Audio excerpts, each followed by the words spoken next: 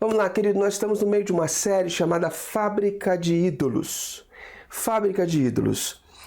Nós temos conversado, na primeira mensagem nós conversamos sobre o nosso coração, conhecendo o nosso coração. Porque quando nós falamos aqui na nossa cultura sobre coração, sempre dá uma visão mais emocional da coisa, o centro emocional. Mas quando a Bíblia trata de coração, a Bíblia fala sobre o coração como o centro do ser inteiro. E eu te aconselho a ouvir a mensagem anterior, que eu acho que vai fazer muito sentido e é muito importante para você entender o contexto da mensagem que nós vamos fazer agora. Mas eu vou te dar um release, um pequeno resumo sobre como foi. A Bíblia trata o coração do ser humano e mostra que há uma possibilidade de criarmos ídolos no nosso coração. E o que são ídolos? Ídolos são deuses falsificados. São basicamente qualquer coisa que não seja Deus, que você considere fundamental para a sua existência e que sem ela você perde a razão de viver. Essa coisa se torna o nosso salvador funcional. O que é isso? Ela justifica nossas imperfeições, nos livra de nossos erros e falhas de caráter e faz com que a nossa existência não seja tão em vão. Nós resgatamos um pensamento de Santo Agostinho, onde ele diz que o pecado é o amor em desordem, é o amor desordenado. Resgatamos também o pensamento de Martim Lutero, que diz que a gente não consegue quebrar o primeiro mandamento, não consegue quebrar os mandamentos de 2 a 10 sem antes ter quebrado o primeiro, não ter outro Deus diante dele. O que isso significa? Que quando nós amamos mais alguma coisa do que a Deus, nosso amor está em desordem e nós cometemos pecado. E nós só conseguimos cometer pecado quando colocamos alguma coisa no lugar de Deus em nossa vida. E aí nós colocamos essa coisa no lugar de Deus, esse Deus falsificado, dentro do nosso coração. A conclusão da nossa primeira mensagem, 2 considerações importantes, foi que ídolos comem vivos os seus adoradores e nós nos tornamos aquilo que adoramos. E a pior coisa que Deus pode fazer por nós é nos deixar seguir nossos caminhos e viver nossos desejos. Mas Deus nos ama e intervém para que a gente possa sair desse círculo vicioso, dessa roda viva. Ok? Hoje nós vamos conversar sobre amor a toda prova. E meu objetivo na explanação de hoje é identificarmos os ídolos na nossa vida e os sintomas da idolatria. Para isso a gente vai conversar sobre uma história muito interessante de um personagem muito interessante na Bíblia chamado Abraão. Gênesis capítulo 22, versículo 1 e 2 dizem assim: Algum tempo depois, Deus pôs Abraão à prova. Deus o chamou pelo nome e ele respondeu: Estou aqui. Então Deus disse: Pegue agora Isaque, o seu filho, o seu único filho a quem você tanto ama, e vá até a terra de Moriá, ali na montanha, que eu lhe mostrar. Queime o seu filho em sacrifício. Uau! É a partir dessa história que eu quero conversar com você sobre amor a toda prova. Quem foi Abraão? Abraão é considerado hoje um fundador das 3 maiores religiões monoteístas do mundo: islamismo, judaísmo e cristianismo. Era um homem muito importante para a sua época e é um homem muito importante para todas essas vertentes religiosas hoje. Mas vamos pegar sobre o Abraão naquele período histórico. Abraão carecia, desejava um filho. Ele desejava tanto um filho que esse desejo se tornou o desejo mais profundo do seu coração. E aí chega um momento em que ele tem esse filho, ele tem tudo o que ele sempre quis e Deus chega para ele e pede tudo dele. Deus pede tudo. Vamos olhar para o começo dessa história?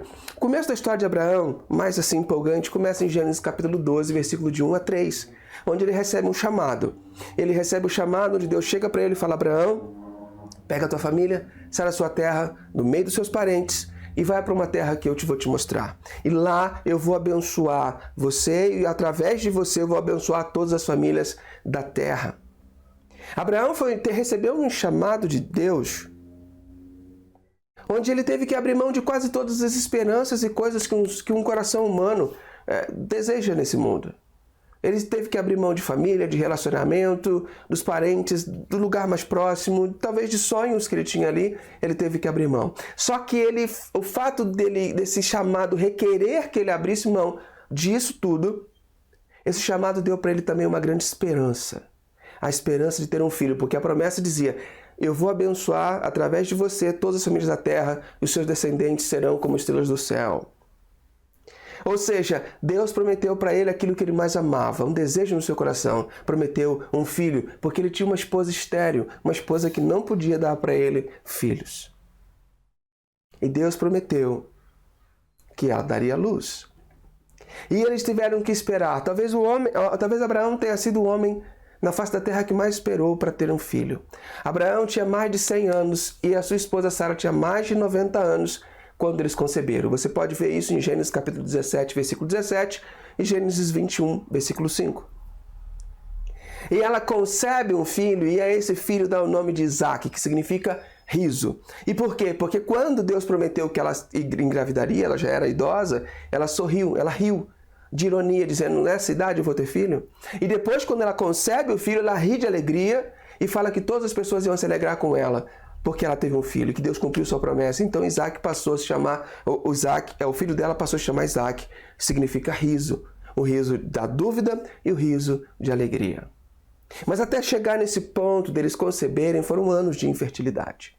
E esses anos de infertilidade moldaram a sua fé. Tanto que tem episódios no meio onde ela perde a esperança de que Deus vai fazer, então fala com o seu marido deitar com a sua empregada e ter um filho, porque talvez assim cumpriria a promessa de Deus, etc. Esses anos moldaram a fé desses dois. Esses anos moldaram o coração deles, a dependência de Deus, mas também sublimou o desejo por um filho.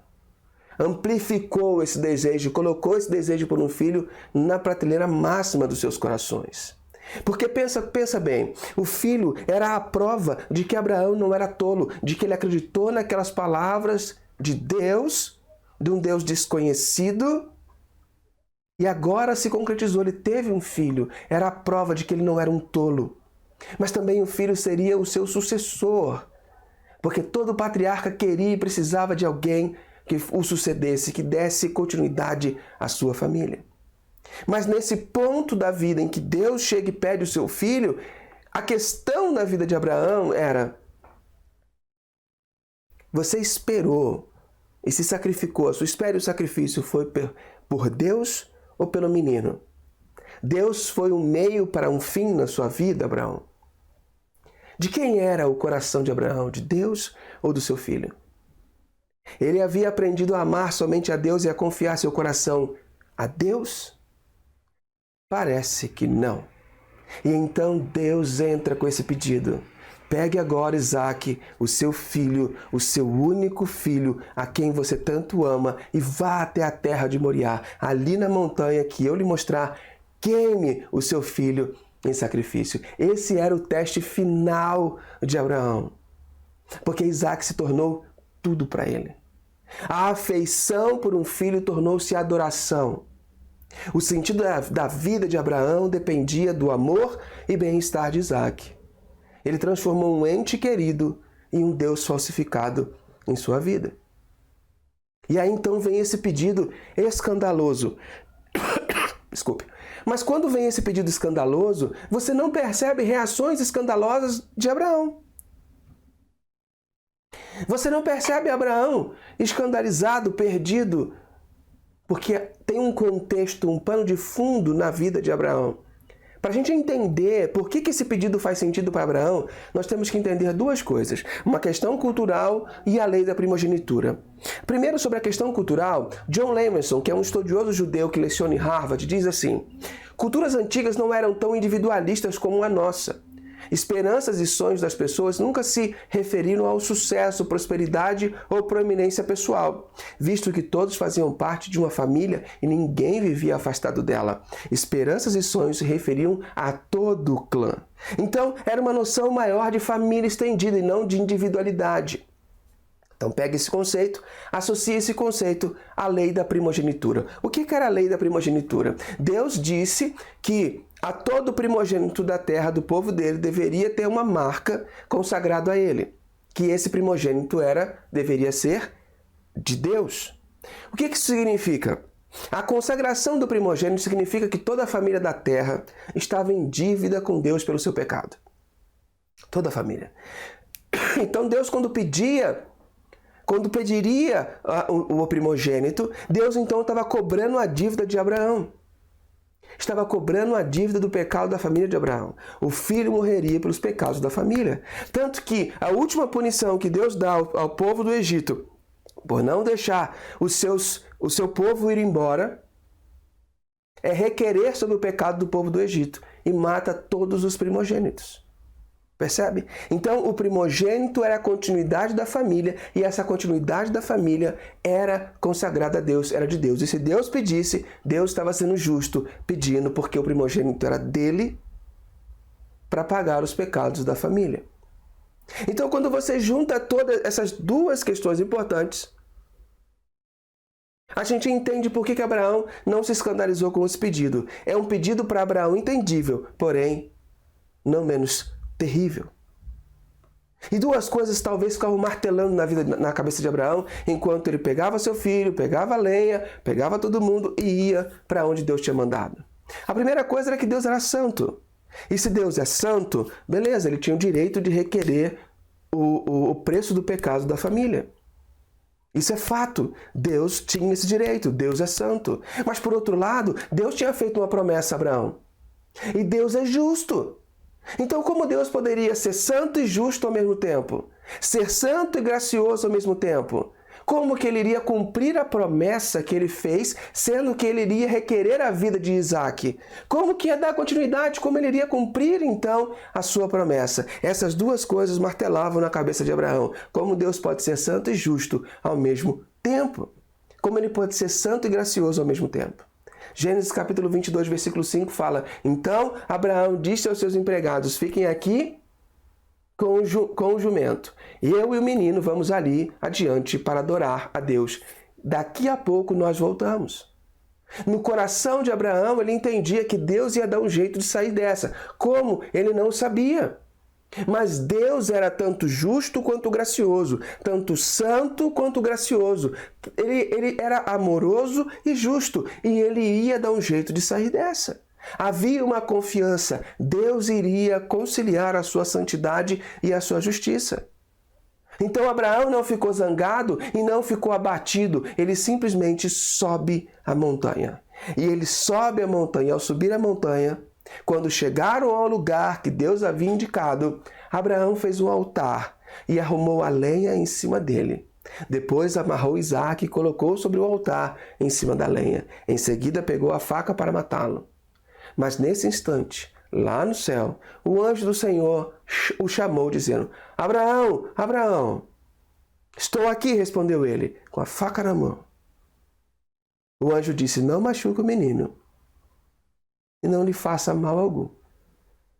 Agora sei que você teme a Deus, pois não me negou o seu filho, o seu único filho.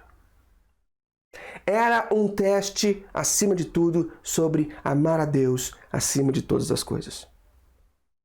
Era o teste de Abraão. E quando ele fala temer, pois sei que você teme a Deus, tem muito menos a ver com medo e muito mais a ver a ser comprometido com Ele de todo o coração. Então, quando Deus responde para ele: agora eu sei que você me teme, traduzindo, é o que Deus está querendo dizer: agora eu sei que você me ama mais do que qualquer outra coisa no mundo, porque você não me negou o seu único filho. Esse tratamento duro é um ato de misericórdia de Deus para a vida de Abraão. O amor por Deus emergiu e expulsou o ídolo do coração. E aí seu coração fica protegido. Ele ama a Deus acima de todas as coisas. Nós não podemos ver a idolatria em nós até que estejamos perto de perder. Nós não conseguimos ver a idolatria em nós até chegarmos perto de perder nossa carreira, até chegarmos perto de uma decisão em que temos que falar a verdade, ter uma postura ética, ou perderemos a carreira. A gente não consegue ver a idolatria no coração até chegar perto de perder. A gente não consegue ver a idolatria por um filho até chegarmos perto de perder. E quando os filhos se tornam a razão de viver dos seus pais, há uma criação disfuncional. Por um lado, pode haver muita disciplina, porque o pai e a mãe querem um filho perfeito. E quando ele erra, há uma correção exagerada.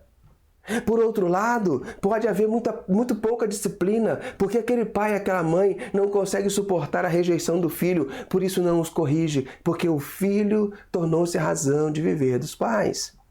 Há sempre um exagero, superproteção, pode chegar a ter violência, porque ídolos escravizam os seus adoradores.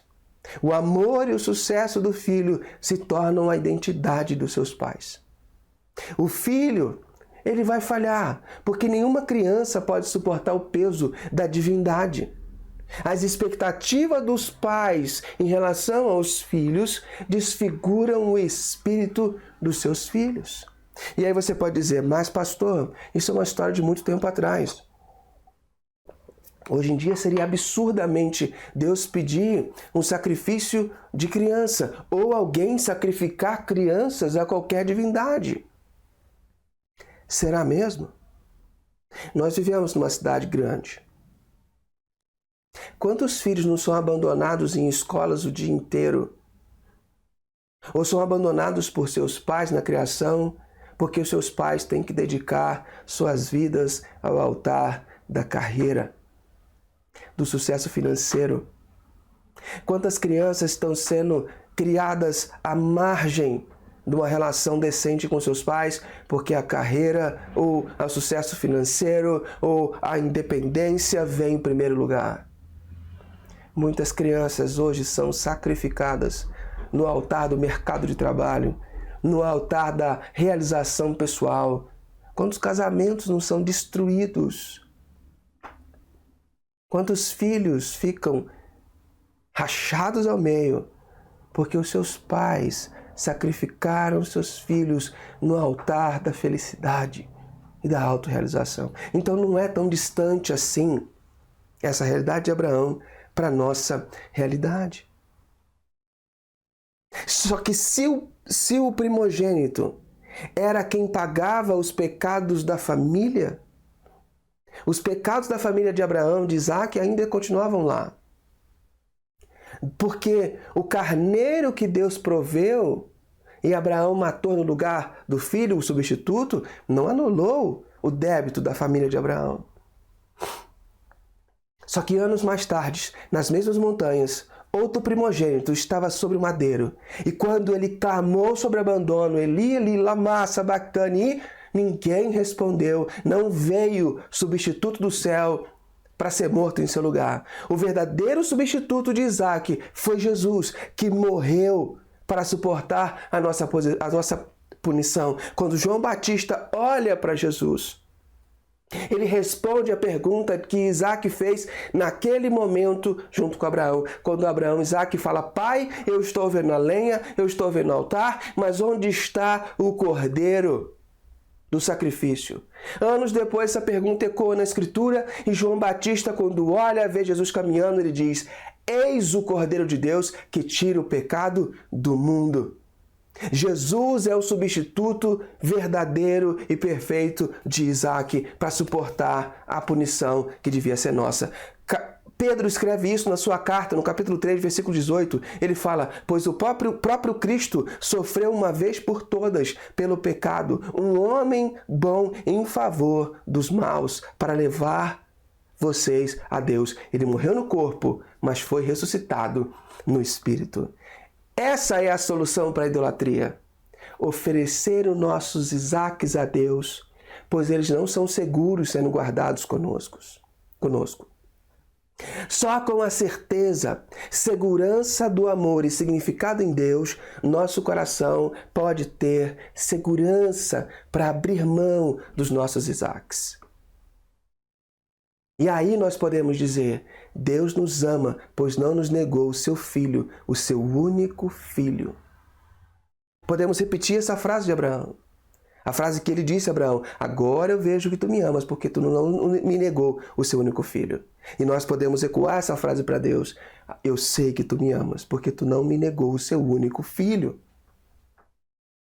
Os momentos mais dolorosos da nossa vida são quando nossos Isaques estão em risco ou estão sendo removidos de nós. E quando esses momentos chegam na nossa vida, nós podemos ter duas posturas. Ou optar pela amargura e desprezo, começar a lamentar, Se sentir livre para explorar outras coisas, para buscar alívio, ou cair num desânimo permanente e ficar encurvado. Porque aquilo foi tirado, porque aquilo está doendo, porque aquilo não é agradável para você. Ou você pode dar as mãos a Abraão e Isaque e caminhar rumo às montanhas. Subir a montanha até o altar e sacrificar o seu Isaque a Deus. Querido e querida, você não conseguirá perceber que Jesus é tudo o que você precisa até que Ele seja tudo o que você tem. Vou repetir.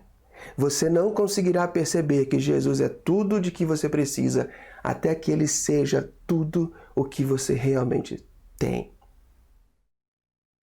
Duas coisas são importantes lembrar para você. A poda fortalece. Por que nós podamos uma planta? Para ela fortalecer, se moldar e crescer. Não adianta você rebaixar ídolos no seu coração. Simplesmente tirar de uma prateleira e colocar em outra prateleira.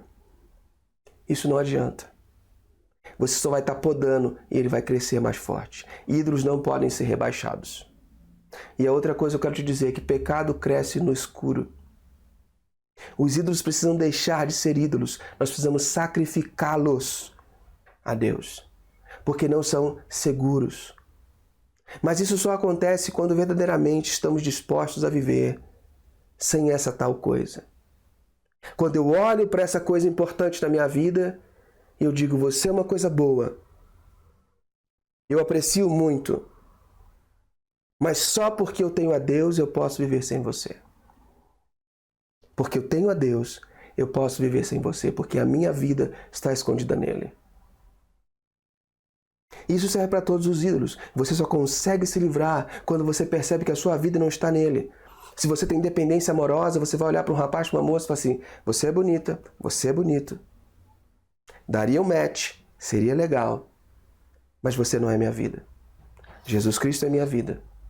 Ele é tudo o que eu tenho e é tudo o que eu preciso. Só quando nós cremos dessa maneira, nós substituímos, nós nos livramos dos ídolos. Ídolos precisam ser sacrificados para que o amor de Deus emerja na sua vida. E eu só consigo fazer isso confiando de que Jesus não me desamparará, de que Ele não me deixará abandonado, porque Ele me deu tudo o que tinha e Ele vai continuar me dando tudo do que eu preciso. Às vezes parece que Deus está nos matando, mas na verdade Ele está nos salvando. Talvez esse tenha sido o pensamento de Abraão, mas na verdade Deus estava o salvando. Nós não sabemos todas as coisas e por que coisas ruins nos acontecem. Mas de uma coisa eu tenho certeza, nós podemos confiar em Deus como Jesus fez e sacrificar no altar